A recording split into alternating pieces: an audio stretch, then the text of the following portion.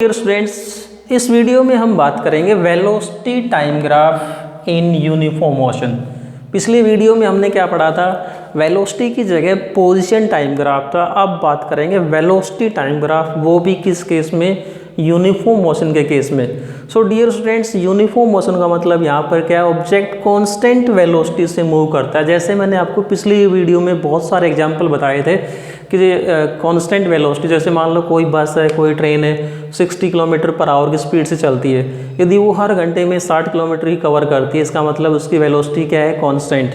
तो यदि कोई ऑब्जेक्ट कांस्टेंट वेलोसिटी से मूव करता है वन डायमेंशनल मोशन के केस में, तो हम वहाँ यहाँ पर हमें उन ग्राफ को स्टडी करना है। अब देखो, वेलोसिटी टाइम ग्राफ की हम जब बात करते हैं तो मेरे पास में दो पॉसिबिलिटी हैं। फर्स्ट पॉसिबिलिटी क्या है कि if object is moving with a positive velocity और object is moving with a negative velocity. We know that velocity is a vector quantity, may be positive और नेगेटिव।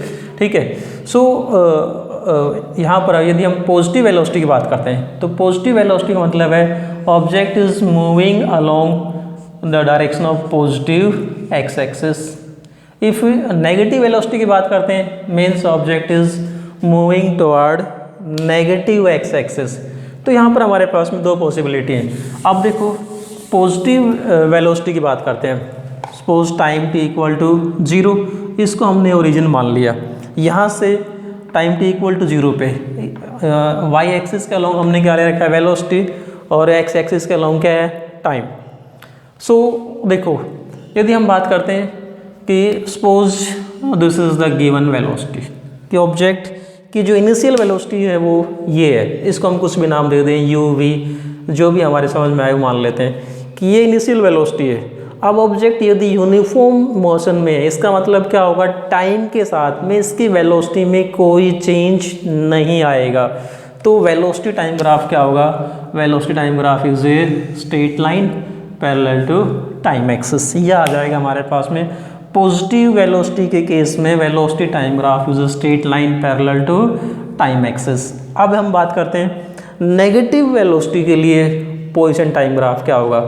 यदि object is moving with negative velocity, तो negative velocity के लिए rule के हिसाब से हमारे पास में इधर आना चाहिए था। बट यदि हम वेलोसिटी को इस डायरेक्शन में लेते हैं तो टाइम क्या होगा? Negative. And my dear students, आज तक ऐसा कोई आदमी पैदा नहीं हुआ जो टाइम को रिवर्स कर सके, टाइम को वापस ला सके। इसलिए टाइम तो क्या होता है? Time is along always forward, मतलब टाइम हमेशा आगे चलता है, कभी पीछे नहीं आता है।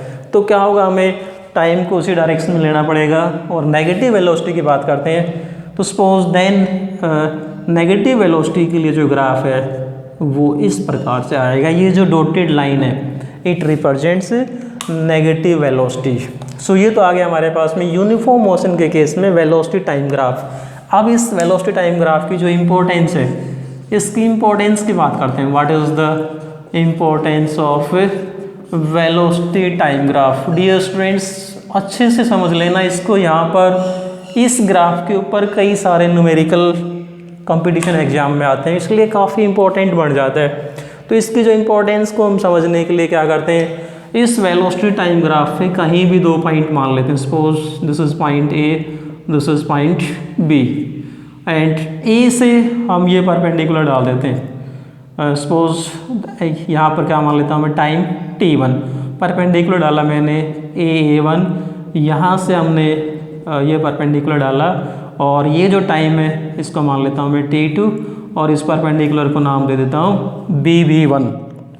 Then we know that velocity in any interval, किसी भी टाइम इंटरवल में हमें वेलोसिटी निकालनी होती है। वेलोसिटी क्या होती है? चेंज इन पोजीशन और डिस्प्लेसमेंट अपॉन टाइम। वेलोसिटी क्या है? Displacement upon time taken.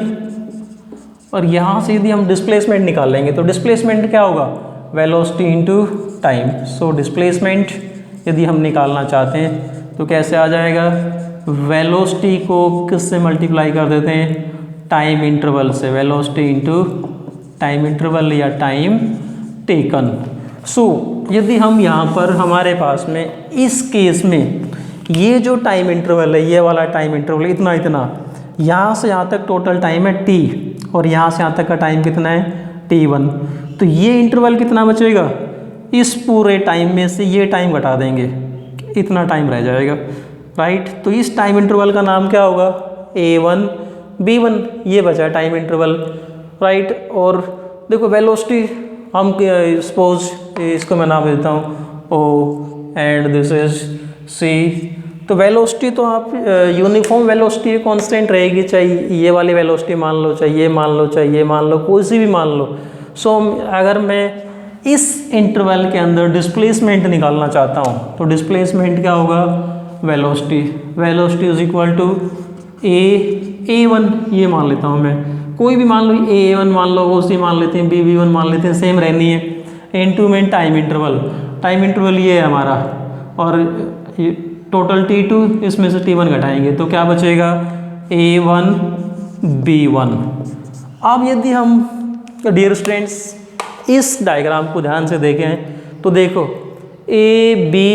B1 A1, ये क्या, इसकी जो आकृति हो किस प्रकार की, इसकी शेप कैसी है, rectangular, and area of A rectangular क्या होता है, लेंथ इनटू ब्रेड्थ। यदि हमसे ये कहा जाए कि इस शेप का एरिया निकालो तो क्या होगा, लंबाई गुणा चौड़ाई, A1 इंटू A1 B1। तो हमने क्या लिखा हुआ यहाँ पर देखो, A1 इंटू A1 B1, इसका मतलब ये अपने आप ही क्या बन गया, area of this graph. So ये कहते हैं कि area, this is equal to area under velocity time graph, area under velocity time graph, और ये किसके बराबर है, डिस्प्लेसमेंट के बराबर। सो डियर स्टूडेंट्स हमारे पास में वेलोसिटी टाइम ग्राफ की जो इम्पोर्टेंस आ गई, क्या आ जाएगी, area under velocity time graph gives displacement. Velocity time graph के अंडर जो एरिया होता है ना, वो हमें क्या बताएगा, डिस्प्लेसमेंट बताता है। ये इसकी इंपॉर्टेंस हो गई। तो डियर स्टूडेंट्स अब यहाँ से क्वेश्चन क्या बनता है, क्या हम वेलोसिटी टाइम ग्राफ से डिस्टेंस भी निकाल सकते हैं। तो सीधी सी बात है, yes we can find distance as well as displacement. तो दोनों में अंतर क्या, कहाँ आएगा डिस्टेंस और डिस्प्लेसमेंट में। तो देखो दोनों में अंतर कहाँ आएगा, हम इसकी बात करते हैं। सपोज हमारे पास में we are given velocity time graph like this, हमें कोई वेलोसिटी टाइम ग्राफ इस प्रकार का दे रखा है, it is given velocity time graph. Then अब यहाँ से हमारे पास में क्वेश्चन बनता है, हमारा क्वेश्चन जो उसको क्लियर करते हैं कि how we can find distance and displacement. We know that distance is a vector quantity, displacement is a vector quantity and distance is a scalar quantity. So यदि हम डिस्प्लेसमेंट निकालना चाहेंगे तो डिस्प्लेसमेंट के लिए साइन कन्वेंशन क्या है कि वो एरिया जो यहाँ पर टाइम एक्सिस के ऊपर है उसको तो क्या लेंगे हम, पॉजिटिव, और वो एरिया जो टाइम एक्सिस के नीचे है, जैसे ये वाला एरिया बचा मेरे पास में, यहाँ मैं बात करता हूँ कि यदि इस वेलोसिटी टाइम ग्राफ से हमें डिस्प्लेसमेंट निकालना होता तो हमारे पास में 1, 2 और 3 एरिया है। डिस्प्लेसमेंट कैसे निकल के आता हमारे पास में, डिस्प्लेसमेंट निकालने के लिए देखो क्या रूल होता, displacement S is equal to, ये दोनों एरिया टाइम एक्सिस के ऊपर हैं, दोनों को पॉजिटिव लेते, और ये क्या है नीचे, इस एरिया को क्या करते हैं हम, माइनस करते। तो साइन कन्वेंशन क्या बना, यहाँ पर 1, 2 का मतलब गिनती नहीं है भाई, 1, 2 का मतलब फर्स्ट एरिया, सेकंड एरिया और थर्ड एरिया। तो वो एरिया जो टाइम एक्सिस के ऊपर है उसको तो हमें क्या लेना है, पॉजिटिव। वो एरिया जो टाइम एक्सिस के नीचे है उसको क्या लेंगे, नेगेटिव। क्या आ जाएगा, डिस्प्लेसमेंट, ये आ जाएगा डिस्प्लेसमेंट। अब यदि हम डिस्टेंस निकालना चाहें तो डिस्टेंस के लिए रूल क्या है, एरिया कहीं भी हो, चाहे टाइम एक्सिस के ऊपर हो चाहे टाइम एक्सिस के नीचे हो, पूरे को क्या। सो डिस्टेंस के लिए क्या रूल है, एरिया कहीं भी हो, सारे को क्या लेना है, पॉजिटिव। तो क्या आ जाएगा, 1 + 2 + 3, ये आ जाएगा डिस्टेंस। और साइन कन्वेंशन यूज कर लेंगे। साइन कन्वेंशन क्या है कि वो एरिया जो टाइम एक्सिस के ऊपर उसको पॉजिटिव लेना है, वो एरिया जो टाइम एक्सिस के नीचे उसको नेगेटिव लेना है। क्या आ जाएगा हमारे पास में, डिस्प्लेसमेंट का मैग्नीट्यूड आ जाएगा। और डिस्टेंस निकालना हो तो एरिया कहीं भी हो उसको क्या लेंगे हम, पॉजिटिव लेंगे। सो डियर स्टूडेंट्स ये था हमारे पास में concept velocity time graph in uniform motion. Thanks and keep on watching.